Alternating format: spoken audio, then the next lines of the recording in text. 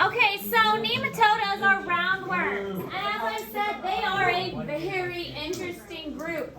Roundworms are not flat, as the name would suggest, and they have a lot going on. Specifically, they are parasites.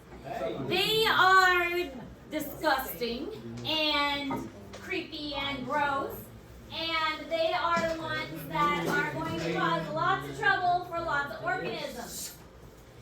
So Platymenthes were flatworms. There were a few parasites. The flukes were a good example of a type of parasite. They're mostly ectoparasitic, so external parasites. Now with the nematodes, we are going endoparasitic, so that's quite fun. There are two specific classes we're looking at: Secarnetia and Adenophoria. So these are the two classes for the nematodes that we are looking at. Again, these are mostly going to be endoparasitic, and you have probably heard of some of these before. Heartworms is a great example of these. And intestinal roundworms, giant intestinal roundworms, that's a good one. What's another one? I can't think of another one. We'll talk about the other ones too. Porkworms. Ooh, porkworms. No, ringworm is actually a fungus. Yeah, ringworm is actually a fungus. Heartworm, dog heartworm, that's another one. Filarial worm, that's a fun one. That'll get in your eyeball.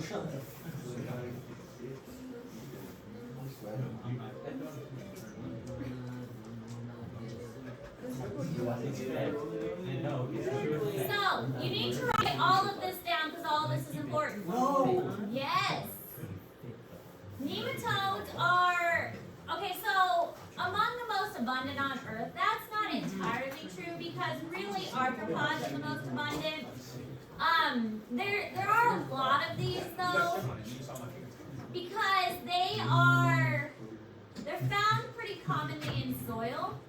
And they eat pretty much anything from dead plants to living animals. A lot of them are parasitic, but some of them are also decomposers. Oh. Really? About 16,000 species are recognized, and they do not have cilia. Their sperm can be amoeboid, so they move like an amoeba. And they have bilateral symmetry and can be unsegmented. So they don't have the segments. We see the segments in the annelids, which is the next group we're going to study, because we're kind of looking at all the worms together. So the annelids will be in the next group.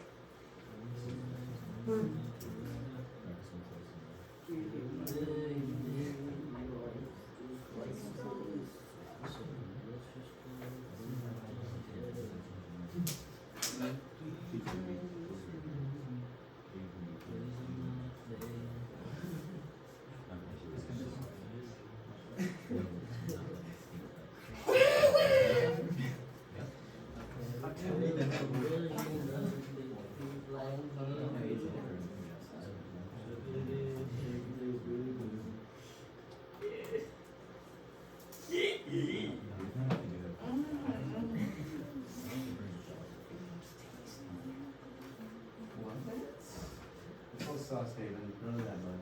Oh, dang. No sauce. On my other bowl two stuff, one second. That's it, bro, for your. That's enough. Enough of that, bro, for you.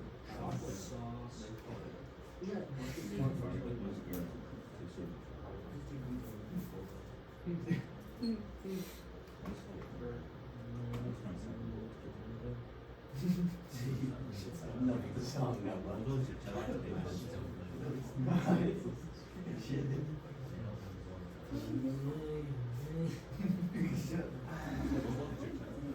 Oh, are those cinnamon balls? I like black.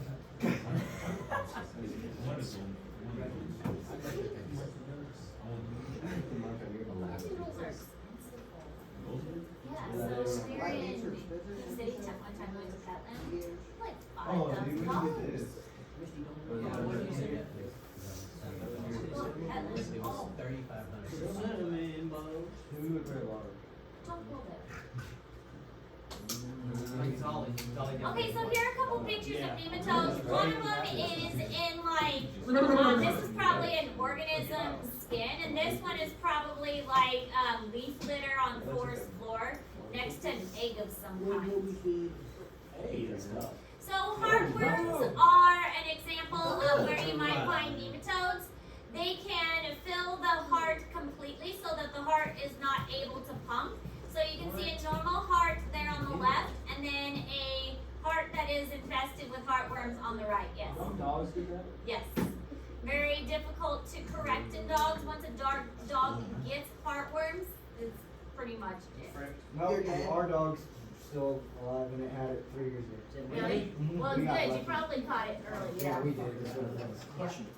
For hand surgeries. Levi's a good dog. Levi was the one dog that had it. He had it like 3 years ago. Yes, and anatomy is different He's too. still alive. Like it's harder to get to the heart of a dog than it is to a human. 7,500. It's gotta be the same. And people are more willing to spend money on a human than they would a dog. He's 9. All right, now this is an interesting one. As you know, the body cavity of insects is different than some of the more advanced organisms. So this particular type of worm will completely fill the body cavity of many insects. And then because the next stage of its life cycle takes place in water, it will drive the insect to go to water. And when the insect gets to water, it will expel out of the insect.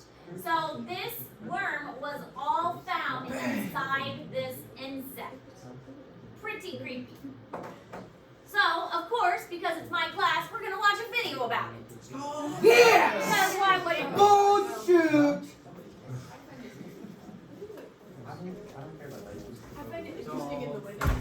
Oh, sorry. Get a button stick. Now, this video doesn't just show the worm and the insect, it shows several other things too. But it does talk about it. It shows other creepy things. These are few of the most shocking parasites in the world, and they are very disturbing. Part 1. Animals. So many other parasitic things. Lamprey. Lamprey is a fish with a circular mouth containing several lines of sharp teeth they use to attach to other fish, making it almost impossible for the poor victim to rid themselves of it.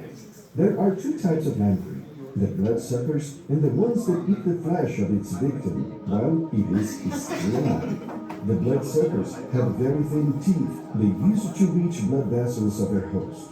Through glands that excrete anticoagulants, they keep the blood in flux until they satiate their hunger. The flesh-eating lampreys have a mechanism of 3 mobile teeth and a tongue structure they use to chew away pieces of their victim. The parasite can remain stuck to its host for days. While the bloodsucker lampreys can give the host a break to recover, the flesh-eating ones are very aggressive and in many cases cause the death of its host. Number 4. The tongue-eating mouse. With the scientific name Simothea exigua, the tongue-eating mouse is another parasite of a fish. It is a crustacean which destroys and replaces the tongue of its victims. In the larval stage, the little parasite swims inside the gill of unsuspecting fish where they develop. When they mature, they migrate to the base of the fish's tongue. There it starts to feed from blood, causing the tongue to atrophy and fall. At this point, the mouse exerts a strong grasp on the oral cavity, becoming in effect the new tongue of the fish. This exchange does not kill the victim, which is still able to survive with the parasite, feeding and reproducing, but not in the same way it would without it. There are cases of people who found this little invader in fish purchased at markets and even in tuna cans. Number 3. Cordyceps fungi. These are fungi that parasite zombie insects with a scary effect. Very common in tropical forests in Asia and South America. When spores of the fungi get in contact with insects, it invades its body and brain. The fungi begins to control the host's behavior, forcing it to take actions that it would not do otherwise. Ground ants, for example, are induced to climb to the top of trees in search of the ideal place for the cordyceps to develop. When they reach the adequate location, the ant bites a leaf or branch and dies in just a few hours. Shortly after, the fungus starts to develop and emerge from the carcass, where it will eventually fructify. The new spores will disperse in the wind, starting a new deadly cycle. Number 2, Nematomorpha worms. It's not only fungi that can transform its hosts into zombies. The Nematomorpha worms, also known as horsehair or Gordian worms, are thin, similar to strands of horse mane. These parasites infest arthropods, such as insects and spiders. The host is infected when ingesting water or consuming other animals with the worm. Inside the host, the worm grows significantly, going from a fraction of an inch to more than 6 feet in some cases. In the end, it fills most of the body cavities of the host. With such invasion, the arthropod becomes weak, but doesn't die because its vital organs are preserved. The Nematomorpha reproduces in water, which can be a problem when they parasite terrestrial animals. To solve this problem, the worm excretes certain proteins, which induces the host to search for a body of water and drown in it. Once in the water, the Nematomorpha exits the carcass of its host, completing its life cycle. Two rare cases of humans contaminated with the worm were reported in Japan in 2012. A 1-year-old infant and 8 years old. Number 1. Leucochloridium This one's paradoxum. kind of cool too. Leucochloridium paradoxum is a worm that it parasites birds. However, it spends its larval stage in snails. When snails consume excrement of infected birds, they will also ingest eggs of the parasite. Inside the snail, it develops and migrates to its eye stalks. And this is when things start to get really strange. In order to return to its alien host, the Leucochloridium paradoxum controls the snail, forcing it to expose itself at the top of the vegetation in search of light. They also pulsate inside its eyes, causing it to appear like the grubs that birds most like to eat. The birds are attracted and eat the eyes of the poor snail, taking the parasite back to its home sweet home. Part 2 humans. See some worms come out of humans. Yeah, when you find want to see something cool? Jam on him, dump on him! Fun times. Parasites out of dogs. Parasites out of Not dogs. dogs, a little Popeye? yeah. Ah. Just there. You want to put up? Not me. You might bring up a video of the velvet worm doing its thing. We'll do videos another time. That's actually going to be assignment later on. I know, but velvet one. So, pseudocomates means false body cavity. Pseudo for false, col for body cavity. Body surrounded by a cuticle for protection. So this is one of the keys to make nematodes so successful, is that they have a cuticle that surrounds them for protection. It prevents their body from becoming dehydrated. It prevents their body from being dissolved by stomach acid when they're swallowed. It is one of the keys to their survival is having this cuticle. So the nematodes have a cuticle that really helps to protect them. The nematodes themselves play a very important role in soil ecology, and it helps the soil for decomposition. So not all nematodes are bad, not all of them are parasites, and a lot of them can be very helpful. Sometimes you can have up to 5 billion nematodes in 1 acre of soil. They do have a complete digestive system, so that means they have like a mouth that leads to an anus, so that would be one complete digestive system with 2 openings. And oftentimes they will have separate male and female individuals. This is called dioecious. Dioecious means a male and a female, so that means that they need to find a male or a female in order to reproduce. So di means two. So two different individuals are needed for reproduction. They're no longer hermaphroditic like we saw in the flatworms, where they have both male and female parts. Now we do have two distinct organisms that need to find another distinct organism in order for reproduction to take place.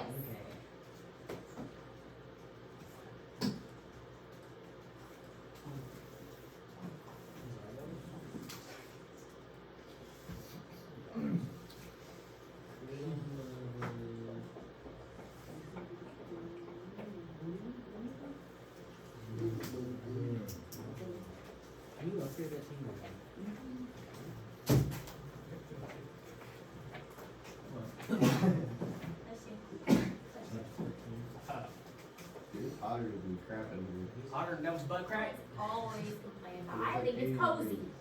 Because it's hotter than down butt crack in here. You guys are only in here for an hour. I've been here all day. I think Damn! I can only imagine how you. What do you keep your house at? What are you gonna say? pretty cool, actually. We'd have to save money.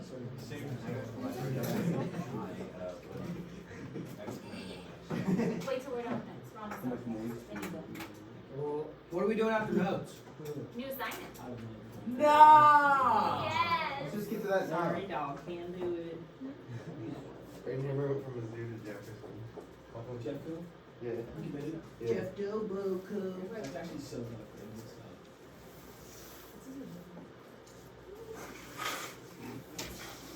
Hey.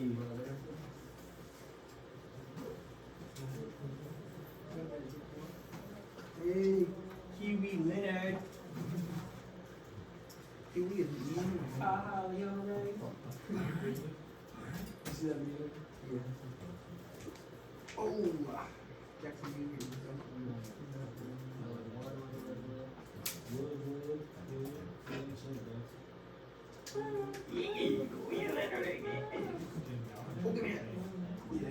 I saw those. You saw it. Oh, yes, that's good. Other than that, boy. I'll be right back. How is it start working on zoology? I wish I was in a class with David. You wouldn't want to know, but. Alright, that was the last of the notes Yes! for today. Not ever. So, new assignment. It's another video assignment that is similar to the last one. No, let's not say we did. The only assignment I Saturday, see is- we'll have a Sunday. The only assignment I see is spot one video. I don't know if I posted it yet. Let me see if I posted it. I'm hot with that. So it's similar to the what's in there? Shape of life annelids. I'm about to get naked. There's the flatworm video and then there's the shape of life annelids one. If the video doesn't work, I'll do like I did last time and play the video for you. Try copying and pasting the link. That's later. Try copying and pasting the link.